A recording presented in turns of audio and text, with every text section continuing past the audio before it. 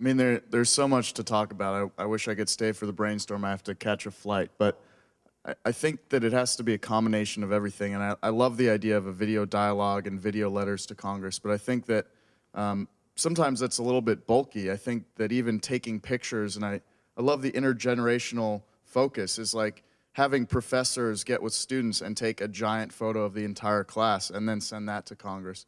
I think it has to be a combination of things like that, of organizing around campus sustainability. But I think what Eban was talking about, this is the year, because we need to pass policy on a national level this year before Copenhagen.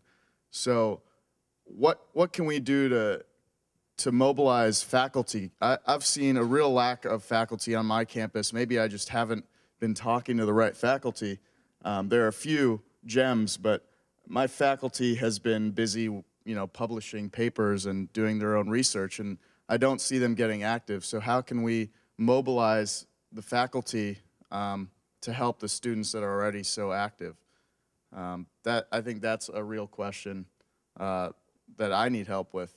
And I mean, this is the time, definitely. I think that we need to work together to make sure that everything we're doing has kind of a unified voice when Congress looks out into the community, so that they see that we're all working towards the same thing and we're all working towards the same goal.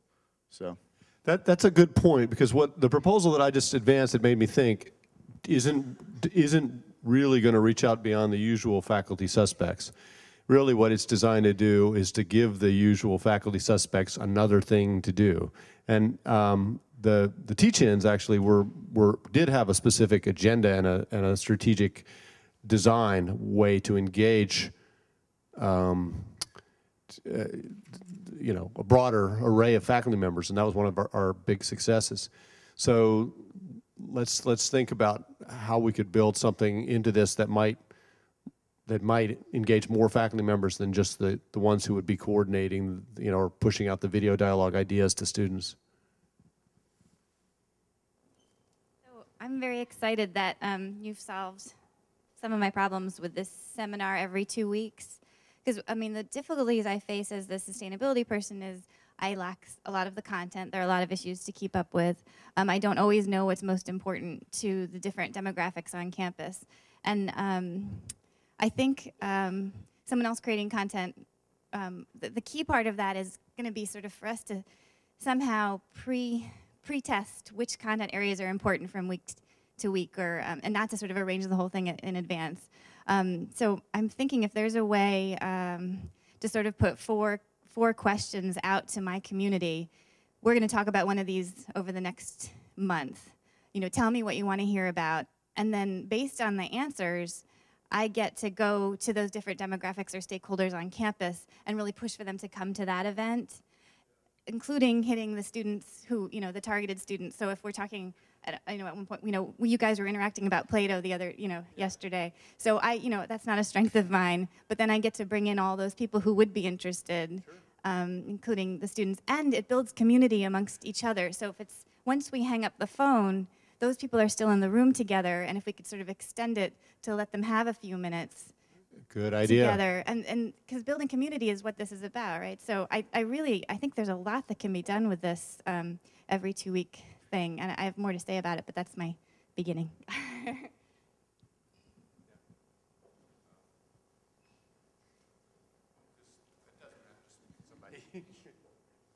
Yeah. One, if I had a list of 800 contact people who had been involved in teach-ins, and I wanted to know about what to do in the future, I would get their 800 inputs, 800 extended email inputs to any questions you have. Different points. One, I would try to avoid the inherent limitations of national organizations and try to empower every local group that participates to have a tremendous range of action. So, for example, the ability to set up teleconferencing with a representative. That information should be available and not need to go through any national available to all local groups, whether they're colleges or churches.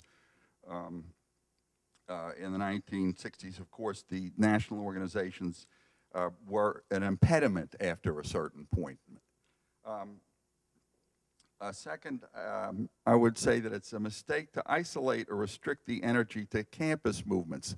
And obviously the focus here is on campus movements, so I'm not taking away from that. But I think implicit in everything involved is the idea of organizing, is that we need to be not only informing and encouraging students, helping students become active, but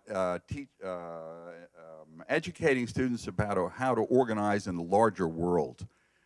So for example, one of the colleges in my area took a petition to the city to become a clean skies, clean air, whatever, city, and then raised the funds for the software for them to do the energy audit. So, or the local school board and how to reroute the buses so that they're saving 50% on the fuel consumption.